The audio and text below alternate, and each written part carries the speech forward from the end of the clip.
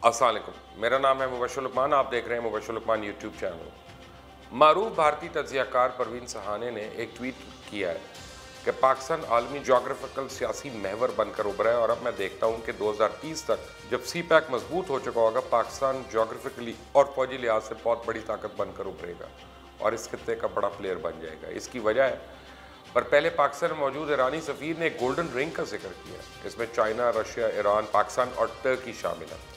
पाकिस्तान में तैनात ईरान के सफ़ीर मोहम्मद अली हुसैनी का कहना है कि सी पैक और belt and road Pakistan, China और ईरान के लिए फ़ायदेमंद होंगे और ये मनसूबे खत्ते की तकदीर बदल के रख देंगे और इन मनसूबों की हिमायत का गैर मामूली इकदाम तेहरान हुकूमत की खारजा पॉलिसी में तब्दीली का अहम इशारा है। उन्होंने कहा है कि बेल्ट एंड रोड और सी पैक मनसूबे न सिर्फ खत्ते बल्कि दीगर ममालिक के लिए भी फ़ायदेमंद हैं। ये मनसूबे खत्ते की तरक्की और ताउन के लिए इंतहाई मौजूद प्लेटफॉर्म है, क्योंकि चाइना बजरिया रेल, गवादर और चाबहार लिंक होगा। आप नक्शे पे देखें तो अंदाज़ा होगा आपको, तुर्की यूरोप में दाखिल होने का दरवाज़ा है। पाकिस्तान और ईरान सेंट्रल एशिया से लेकर मिड ईस्ट और अफ्रीका तक पहुंचने का रास्ता है।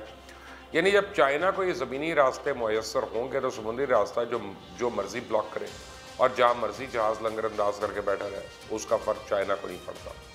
साथ ही आप इस बात को समझें कि ये इस वक्त मुमकिन है जब अफगानिस्तान में अमन होगा, इस खित्ते में अमन होगा तो ही ज़मीना रास्ता सेफ होगा ना। चाइना की ईरान के साथ इस इश्तराक के खित्ते में बाकी रह जाने वाली प्रॉक्सी वॉर्स के खात्मे का सबब बनेगा। भारत का यह ख्वाब कि वो बहरा अरब का ट्रेड रूट कंट्रोल करेगा और इस खित्ते में अमेरिका का नंबर 2 बन जाएगा, ये कभी शर्मिंदा ताबीर नहीं होगा और ख्वाब इसका बिखर के रह जाएगा, क्योंकि पाकिस्तान का गवादर, ईरान का चाबहार और अफ्रीका का जिबूती पोर्ट एक मुसल्लस की तरह आपस में लिंक होने जा रहे हैं और भारत चाह कर भी इस मुसल्लस को तोड़ने की सलाहियत नहीं रखता। दरअसल अमेरिका ने ईरान को धुतकार के चाइना के करीब कर दिया, लेकिन इसका सबसे ज़्यादा नुकसान भारत को हुआ है। भारत, ईरान और अफगानिस्तान में सारी इन्वेस्टमेंट उसकी जो है धरी की धरी रहेगी। यानी चाइना और ईरान ने मिलकर वो काम कर दिया कि अमेरिका, इसराइल और भारत के मंसूबे खाक में मिल जाएंगे। ईरान और चाइना में मुआहदा आलमी सियासी तवाज़ुन में तब्दीली का बायस बन सकता है। चाइना ने अमरीकी पाबंदियों को पसे पुश डालते हुए ये मुआहदा किया कि इसके लिए माहिरीन का ख्याल है कि इस मुआहदे के सिर्फ भारत पर ही नहीं बल्कि पूरी दुनिया पर असरात मुरतब होंगे। मशरिक़ वस्ता के अमूर के माहिर और खलीजी ममालिक में इंडिया के सफ़ीर तिलमीज़ अहमद के मुताबिक चाइना के इस इक़दाम से ट्रंप इंतज़ामिया की जानिब से ईरान पर डाला गया ज़्यादा से ज़्यादा दबाव काफ़ी हद तक इस मुआहदे से कमज़ोर हो जाएगा और इस मुआहदे की वजह से इंडिया के लिए सूरत हाल अमरीका, इसराइल और सऊदी अरब बमुकाबला ईरान जैसी हो सकती है। ईरानी अमूर के माहिर और सीनियर सहाफ़ी राकेश भट्ट का ये ख्याल है कि चाइना और ईरान वाकई अमरीकियों के लिए एक चैलेंज बनेंगे।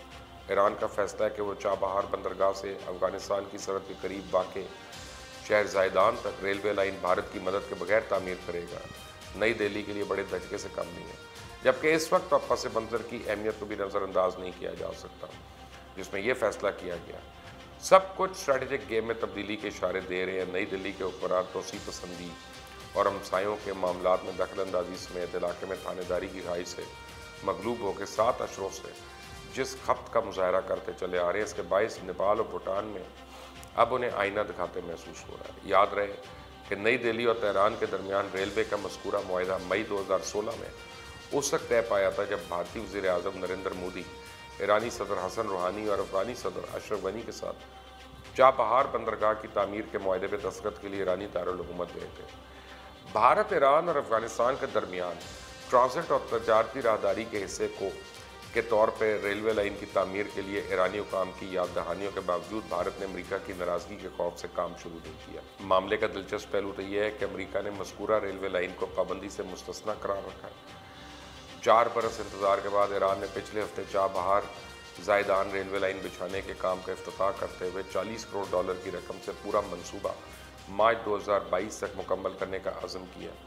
तो भारतीय और बरतानवी ज़राए अबलाग इस इम्कान की तरफ इशारा कर रहे हैं कि चाबहार बंदरगाह चाइना को लीज पर दी जा सकती है। अच्छा होता ना कि नई दिल्ली के हुक्मरान, भारतीय बहरिया के हाजिर सर्विस कमांडर और पाकिस्तान में भारत के खुफिया जासूस और दहशतगर्द नेटवर्क के इंचार्ज कुलभूषण यादव की गिरफ्तारी के बाद होश में आते और अफगानिस्तान में कायम भारतीय काउंसिल खानों को बलूचिस्तान, KPK और कराची समेत मुख्तलिफ मकामात पर दहशतगर्दी के अड्डे बनाए जाने की बजाय हकाइक तस्लीम करते, जो ये है कि नाम नहाद सर्जिकल ऑपरेशन के नाम पर की गई कार्रवाइयों में भारतीय हजीमत, मकबूजा कश्मीर में जुल्म बर्बरियत, भारतीय मुसलमानों से रवा रखे गए सलूक, बहुत से मामलों में नई दिल्ली का हकीकी चेहरा दुनिया के सामने बेनकाब हो चुका है। अब पाकिस्तान की गवादर बंदरगाह और ईरान की चाबहार बंदरगाह एक दूसरे की हरीफ नहीं बल्कि मुआविन बंदरगाहों के तौर पर उभर रही हैं और अफगानिस्तान में क़याम अमन के लिए पाकिस्तान के मुस्बत किरदार का एतराफ़ दुनिया भर में किया जा रहा है। जबकि ईरान और पाकिस्तान ऐसे मुल्क और हमसाई हैं जो इख्तलाफात के बावजूद हर मुश्किल में एक दूसरे के काम आते और ताउन करते रहे। अफगानिस्तान में क़याम अमन के बढ़ते हुए इम्कानात के साथ पाकिस्तान के इलाकाई और आलमी अहमियत बढ़ रही है, जबकि मुसल्लह अफवाज की तैयारी, मुस्तैदी और बरतरी का दुनिया इतराफ़ करती है। ये वो हकीकतें हैं जिनका भारतीय हुक्मरानों को जितना जल्द एहसास होगा उतना ही दोनों मुल्कों समेत पूरे खित्ते की आवाम की खुशहाली की राहें खुलेंगी और आलमी अमन के लिए मुस्तहकम बुनियाद फराहम करेगा। मगर मुझे नहीं लगता कि भारत वो उसके नाखुन लेगा। इस पूरे खित्ते के बदलते हालात को देखें तो इस वक्त भारत बिल्कुल अकेला और तन तनहा रह गया। भारत वाहिद शैतानी कुव्वत है जो नहीं चाहता इस खित्ते के अवाम मिलकर रहे और फले फूलें।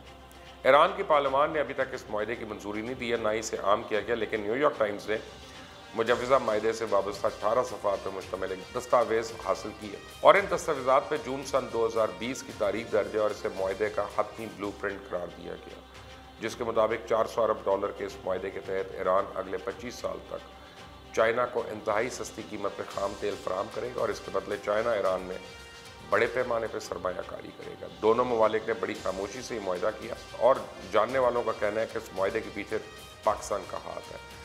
मुआहदे के आगाज़ में कहा गया कि दो कदीम एशियाई सकाफ़तें तजारत, सियासत, सकाफ़त और सिक्योरिटी के शोबों में यकसा नज़रियाती हामिल दो इत्तेहादी, बहुत से मुश्तरका दो तरफ़ा और कसीरुल जहती मफादात रखने वाले ममालिक चाइना और ईरान एक दूसरे को अपना स्ट्रेटजिक इत्तेहादी समझेंगे। ईरान में 5G टेक्नोलॉजी की बुनियादी ढांचे की तरक्की में चाइना मदद करेगा।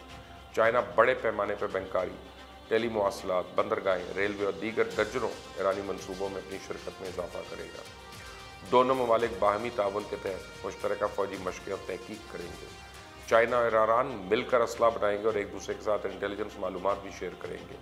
अब ये वाज़ेह हो चुका है कि चाइना ईरान का इत्तेहादी बन रहा है, जिसकी अमेरिका, इसराइल, सऊदी अरेबिया और भारत को बड़ी मिर्चें लगी हुई हैं, क्योंकि दिफा के मामले में चाइना की पोजीशन बड़ी मजबूत है। लिहाजा चाइना दिफाई मसनूआत के ज़रिए या स्ट्रेटजिक सलाहियत के ज़रिए ईरान के दोनों तरफ से मदद कर सकता है। दूसरी चाइना के लिए ईरान अहम है क्योंकि वो अपने वन बेल्ट रोड मंसूबे को कामयाब बनाने में मददगार साबित हो सकता है। चाइना और ईरान के माबैन ये मुआहदा इंडिया के लिए धचका साबित हुआ है। यहाँ तक कि राहुल गांधी से लेके इंडियन मीडिया तक इन पर खूब मातम कर रहा है कि हमने सालों पुराने इत्तेहादी खो दिए, क्योंकि अमेरिका पाबंदियों के बाद इंडिया ने ईरान से तेल की दरामद तकरीबन बंद कर दी, और जबकि चंद साल कबल तक वो इंडिया को तेल फराहम करने वाला अहम मुल्क था।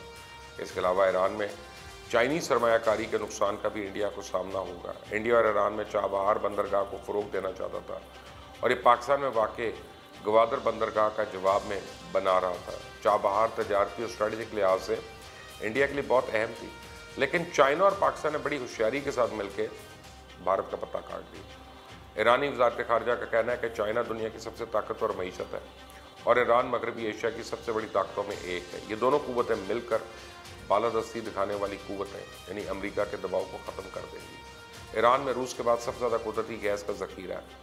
ख़ाम तेल के मामले में भी ईरानी सऊदी अरब के बाद दूसरे नंबर पर है। इस मुआहदे के ज़रिए चाइना सऊदी अरेबिया की इजारादारी को चैलेंज करता है और ईरान को इसके मुतबादिल तौर पर पेश करना चाहता है। यह मुआहदा स्ट्रेटजिक लिहाज से भी बहुत अहम है और इसकी वजह से खलीजी खित्ते में बुनियादी तब्दीली आएगी।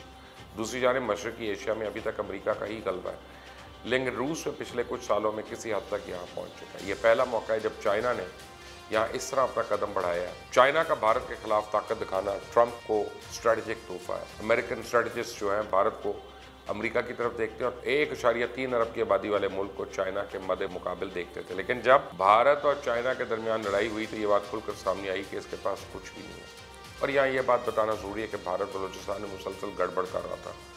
मोदी सरकार के वज़रा खुद इस बात का एतराफ़ कर चुके हैं कि बलूचिस्तान को पाकिस्तान से अलग करना चाहते हैं, लेकिन इनका ख्वाब और ख्वाहिश पूरी नहीं होगी क्योंकि खित्ते के हालात बदल चुके हैं, नई सफ़बंदियाँ हो चुकी हैं। भारत के इस खित्ते में किसी जगह दाल निकलने वाली, क्योंकि श्रीलंका, बांग्लादेश, नेपाल, भूटान, चाइना, अफगानिस्तान, पाकिस्तान और अब ईरान एक जंजीर की मानंद आपस में जोड़े गए हैं और इस जंजीर को तोड़ना इंडिया के बस की बात नहीं है। हाँ, अलबत्ता वो इस इत्तेहाद में शामिल होकर बड़ा बन सकता है, तरक्की कर सकता है। सोचने की बात है। मोदी को मैसेज दें, वो सोचें। अल्लाह हाफ़िज़।